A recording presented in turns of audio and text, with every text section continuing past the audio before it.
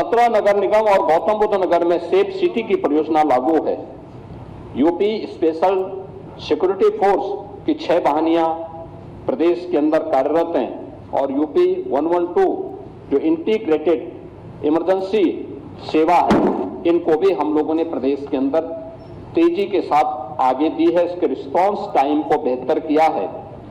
PAC जो दंगाइयों की काल थी, उसको पिछली सरकारों ने अपने स्वार्थ के कारण एक प्रकार से बंदी की कगार पर पहुंचा दिया था। हमने फिर से 34 पीएसी की कंपनियों को पुनर्जीवित किया है और 3 महिला बटालियन पहली बार यूपी पीएसी में गठित हुई हैं और ये भी 3 उन वीरांगनाओं के नाम पर जिन्होंने देश की स्वाधीनता आंदोलन को एक नई गति दी थी, उनके नाम पर गठित हुई है, जिनमें वीरांगना झलकारी बाई, वीरांगना अवंती बाई और वीरांगना उदा देवी, इन तीनों के नाम पर ये 3 पीएससी की बटालियन यूपी के अंदर गठित हुई हैं और 3 नए पीएससी की बटालियन के गठन के लिए प्रदेश तेजी के साथ कार्य कर रहा है।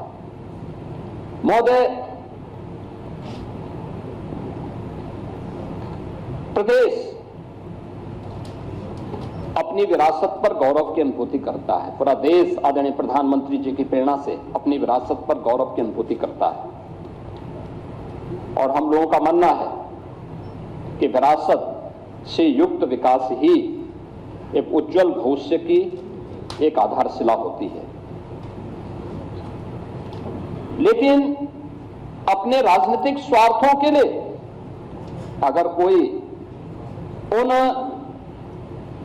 आक्रांताओं को महिमामंडन करता है जिन्होंने भारत की आत्मा पर प्रहार किया, जिन्होंने भारत की आस्था को रौंदने का कार्य किया है, मुझे लगता है कि आज का नया भारत, आज का नया उत्तर प्रदेश, ये नए भारत का नया उत्तर प्रदेश इसको स्वीकार करने को तैयार नहीं है, कतई तैयार नहीं है।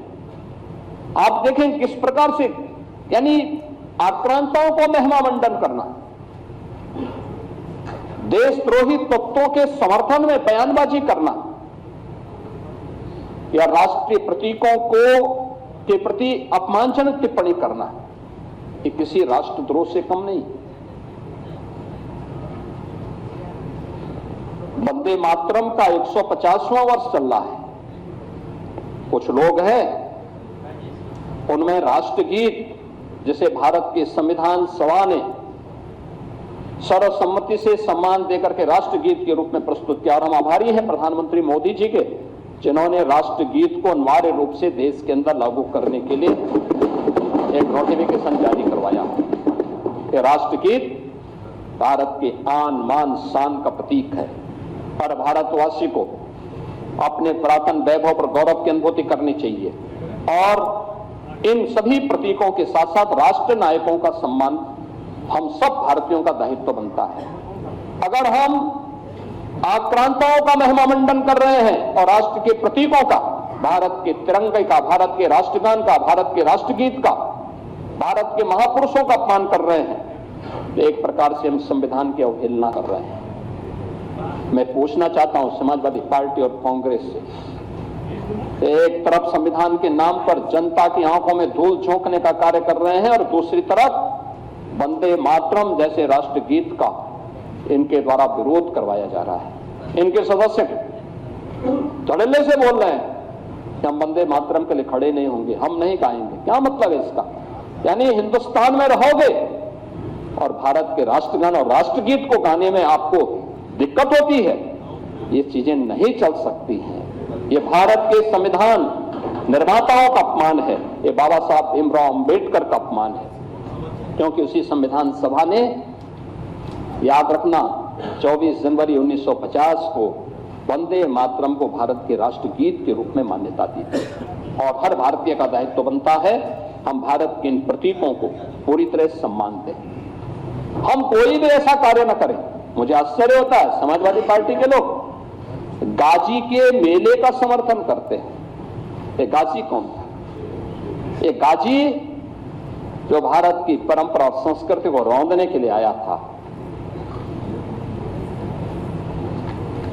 श्रावस्ती के तत्कालीन नरेश महाराज सुहेल देव के नेतृत्व में हिंदू राजाओं ने उसको रौंद डाला।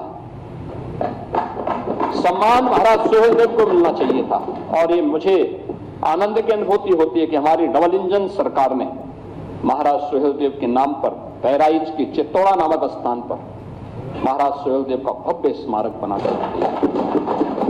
यह हमारी सरकार को गौरव की अनुभूति होती है कि महाराज सुहेलदेव के नाम पर एकमात्र विश्वविद्यालय ये हमारी डबल इंजन की सरकार ने बनाया है।